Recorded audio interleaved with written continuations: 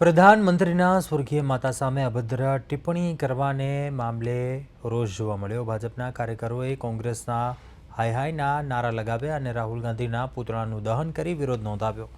બિહારમાં રાહુલ ગાંધી અને તેજસ્વી યાદવના કાર્યક્રમમાં પ્રધાનમંત્રીના સ્વર્ગીય માતા સામે અભદ્ર ભાષાનો ઉપયોગ કરાતા ભાજપના કાર્યકરોએ સાવરકુંડલાના રિદ્ધિ સિદ્ધિ ચોક ખાતે વિરોધ નોંધાવ્યો હતો।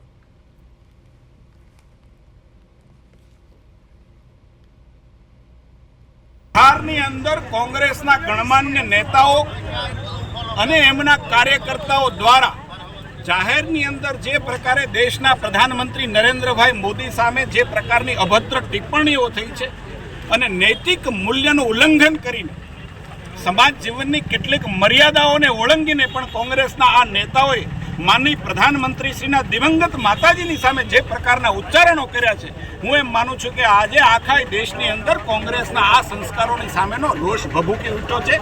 સાવરકુંડલાની અંદર આજે ભારતીય જનતા પાર્ટીના કાર્ય સાથે સમાજ જીવનના લોકોએ પોતાની નારાજગી કોંગ્રેસ અને એના નેતાઓ પ્રત્યેની આ નારાજગી અમે આ કાર્યક્રમ થકી કોંગ્રેસનું પૂતળું બાળીને અમે કરી છે।